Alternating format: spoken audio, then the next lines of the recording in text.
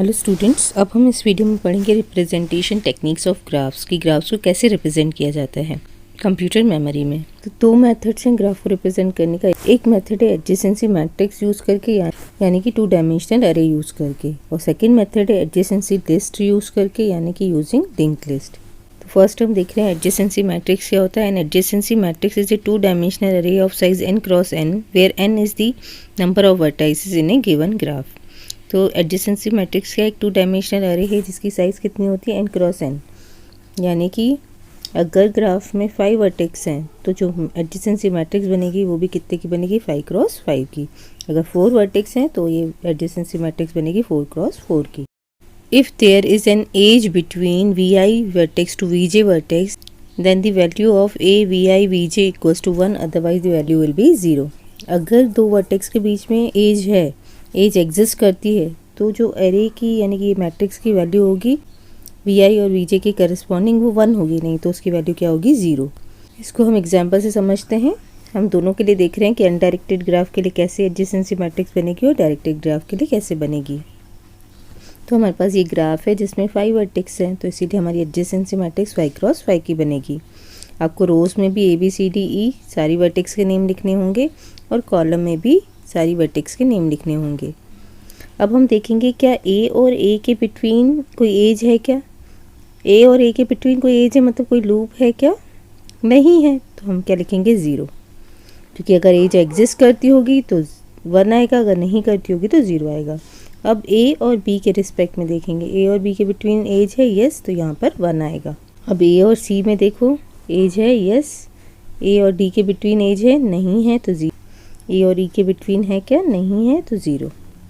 तो जहाँ as exist करती है वहाँ 1 आएगा, जहाँ नहीं करती है वहाँ 0 आएगा। तो B और A के बिटवीन है एज यस, तो 1 आएगा। B और B के लिए नहीं है, B और C के बिटवीन है edge yes, B and D के बिटवीन है यस, तो 1 आएगा। B और E के बिटवीन नहीं है तो 0 आएगा। तो इस टाइप से इस ग्राफ की ये एडजेसेंसी मैट्रिक्स बनेगी। आप सभी के लिए बना लेना। जैसे E को आप देखो तो E सिर्फ D से कनेक्टेड है तो यहाँ 1 आएगा, बाकी जगह सब क्या आएगा, 0 आएगा। अब ये डायरेक्टेड ग्राफ देख लो, तो इसमें 4 वर्टेक्सेस है तो 4 क्रॉस 4 की एडजेसेंसी मैट्रिक्स बनेगी। रो में भी 1 2 3 4 लिख, कॉलम में भी 1 2 3 4 लिखेंगे।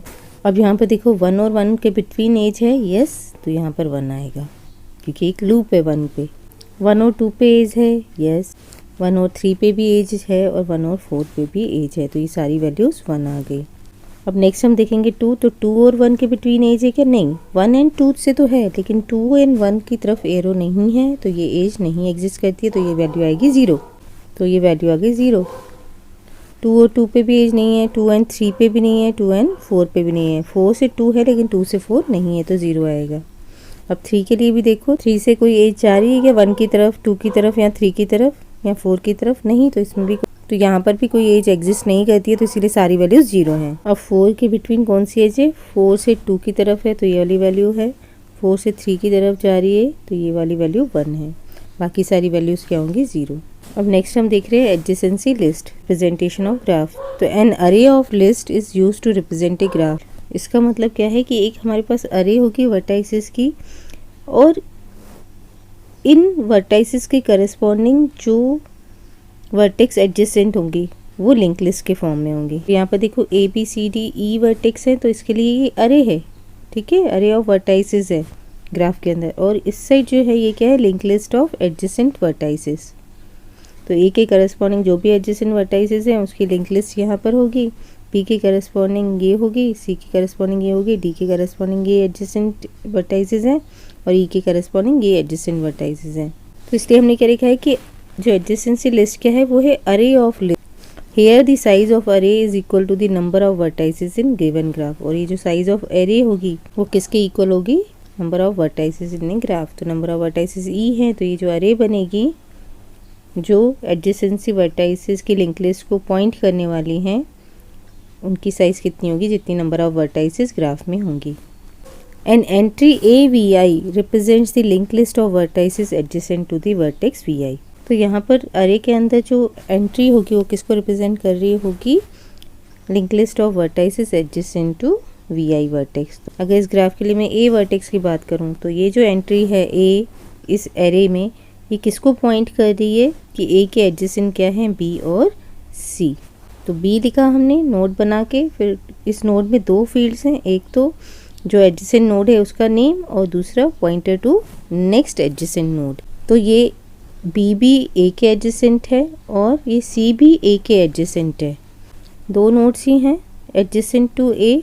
तो नेक्स्ट नोड कहीं नहीं है, तो यहाँ पर सी के पॉइंटर में हमने नल रखा है।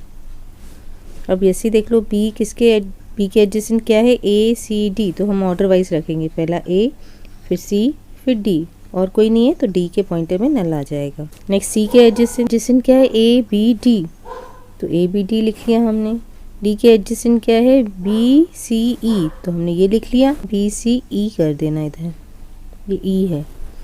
डी के करस्पॉन्डिंग है एडजेसेंट है बी सी और ई, और ई के एडजेसेंट सिर्फ डी है तो सिर्फ डी आएगा। ये तो हमने अनडायरेक्टेड ग्राफ के लिए देखा। अब डायरेक्टेड ग्राफ के लिए एडजेसेंसी लिस्ट कैसे बनेगी, बिल्कुल वैसे ही बनेगी। यहाँ पर 4 वर्टाइसेस हैं इस ग्राफ में, तो जो एरे बनेगी वो 4 साइज की बनेगी, 1 2 3 4 वर्टेक्स के लिए।